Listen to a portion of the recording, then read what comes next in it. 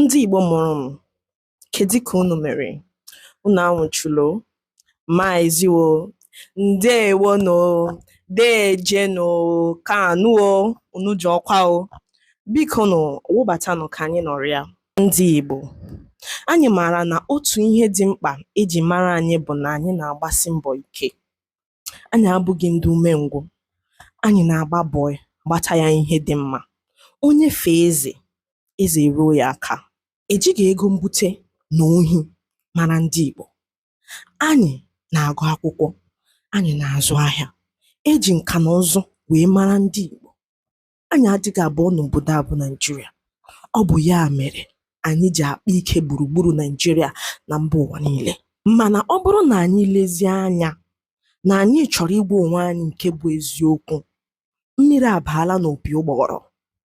Ụfọdụ ndị ntorobịa anyị achọzighị ịgba bọị, ha achọzighị ịmụ aka ọrụ, ha na-ahụ ya dịka ntamahụhụ ma ọ bụ igbu oge. Onye ọbụla chọrọ ibute ego ọsịsọ, ha echefuo na a na-ewuru ego ụlọ. Ego bụ mmụọ, a na-achụ ya n'ụzọ amamihe, mana mgbe mmadụ na-arụrụ aka, eleghị anya ụfọdụ nwere ike ibute ya bụ ego, mana nke bụ eziokwu bụ na ha anaghị alast. Ile anya, ọtụtụ ndị ntorobịa anyị na-anwụ ka ọkụkọ n'ụbọchị ndị a. Ọ bụ ihe jọkasịrị udele na njọ ma sikarịa nkapị n'isi. Biko nụ, nne na nna anyị, jisi n'ike na-enye ụmụ unu ọzụzụ. Unu na-agbalị, mana jisi n'ike tupu mmiri erie anyị.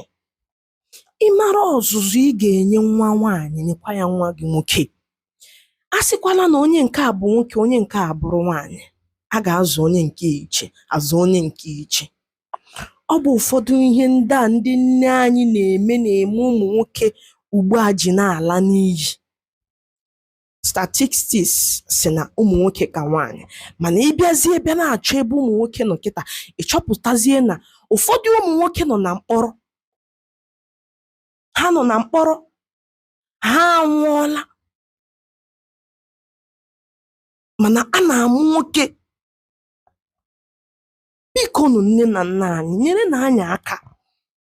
Spare the rod and spoil the child. N'ụbọchị ole na ole gara aga, anyị nụrụ mkpamkpa nwa anyị nwoke bụ Nzube Henry Ikeji nke a na-akpọ SS Money kpara. Unu amaghị ọgbachi na ntamahụhụ agwa ndị ụmụ yahoo ndị a na-ebutere anyị. Ejighị yahoo mara ndị Igbo. Ọ bụ ndị ofe ose na-egwu wayo nke ọma nke ọma. Otu ọ dị ugbu a, inweta visa pụọ obodo a adịghị mfe ma ọlị. Ndị bekee na-ahụzi ndị ala anyị dịka ndị ekperima, and ọ na-ebutere ọtụtụ ụmụ anyị mara akwụkwọ na ndị na-agbasi mbọ ike ọdachi. Biko nụ, ka anyị wepụ aka enwe n'ofe tupu ọ ghọọ aka mmadụ. Ụmụnne m, enweghị ihe karịrị ego iji obi ọcha wee kpata. Enweela ọtụtụ ụzọ esi akpata ego. Ihe nọzi ugbu a na bụ computerized age.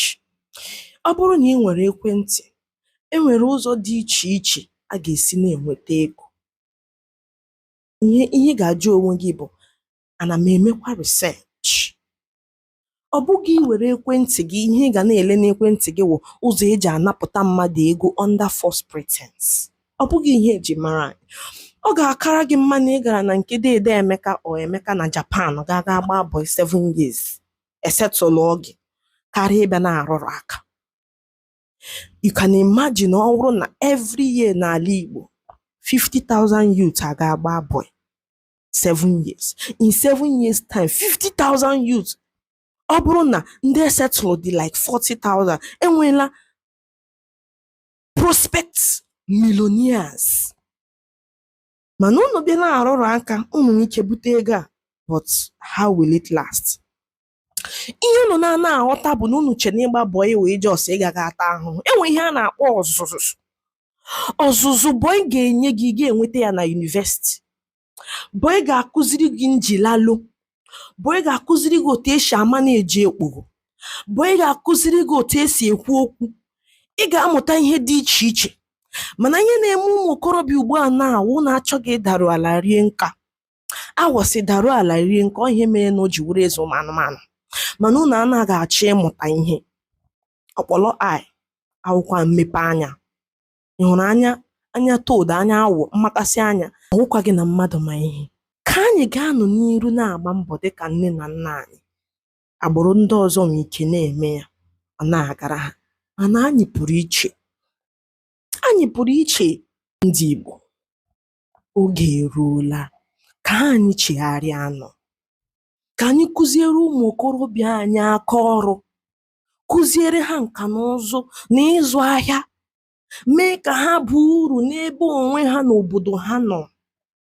Ka anyị kwụsị imetọsị ala anyị. Ka anyị wee bịa ogologo ndụ. Unu nụrụ ihe m kwuru? Ị hụrụ nrụrụ aka? Ọ na-abakwa uru, ọ naghị aba uru. Daalụkwanụ. Don't forget to register for our Igbo class. If you don't know how to speak Igbo or your kids don't know how to speak Igbo, rush now and register. And our content creation class is still on. Don't forget to DM me. I'm just a DM away. Bye.